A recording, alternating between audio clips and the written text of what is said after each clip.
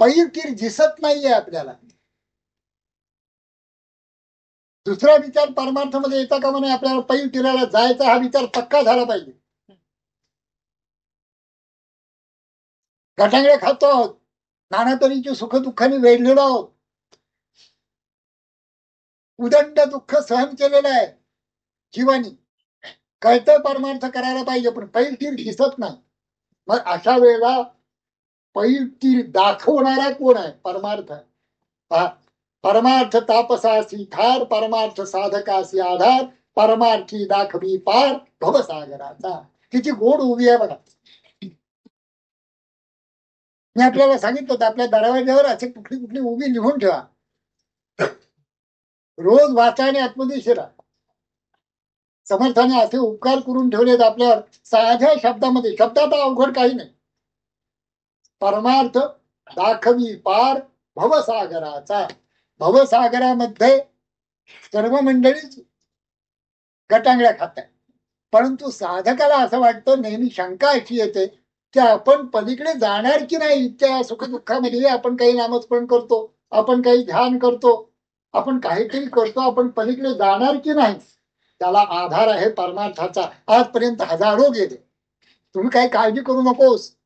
हजारो गेलेले, तूही जाशील. मार्ग आहे त्याला.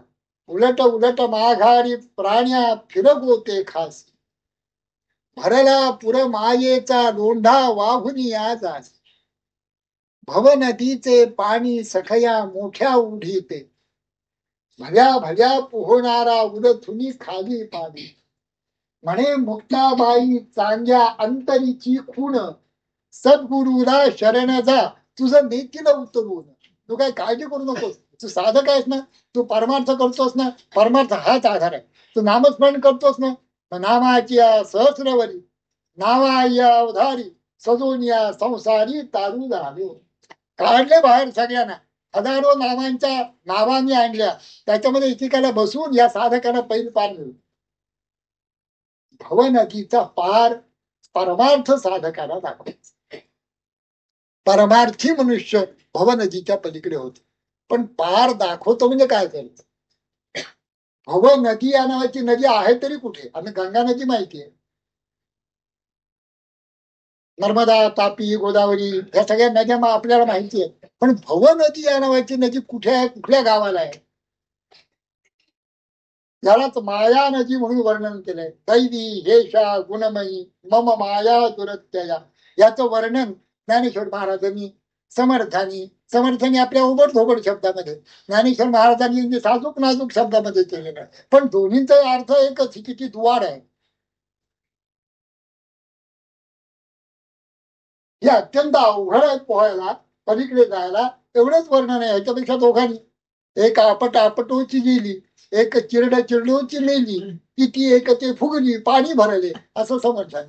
त्याने गुणघणाची निवृष्टी भरे, भरले मोहाची नि महापुरे, घेऊन जात नगरे यमनियमांचे एकच ते एकच. आणि तरायला मार्गही एकच. पलीकडे जर जायचं झालं, कोणता मार्ग आहे, कुठला तो पार आहे पलीकडला? भवनदीचा पार कुठे आहे, भव नदी कुठे आहे? ही जी माया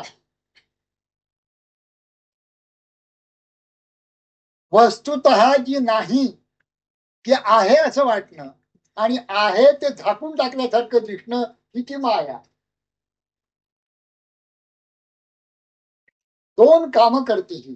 एक सत वस्तू झाकून ठेवते आणि असत वस्तू दाखवते. परमात्मा सद्रूप आहे, सगळ्या ठिकाणी आहे, अखंड आहे, सच्चिदानंद आहे, असा तो असताना आणि असे सारे संत आपल्या अनुभवानी सांगत असताना आम्हाला मात्र तो डोळ्याच्या पलीकडे असावा, न दिसावा, न भासावा, न अनुभवाला जावा, ही ती माया. आणि जी नाही ते जगत रूप आम्हाला अगदी सत्य वाटावं, ही ती माया. हे दोन कार्य आहेत माया. ही अशी कार्य ज्याच्या मनामध्ये अथवा बुद्धीमध्ये स्फुरतात, त्याच्या पक्षी माया नदी आहे, भव नदी आहे.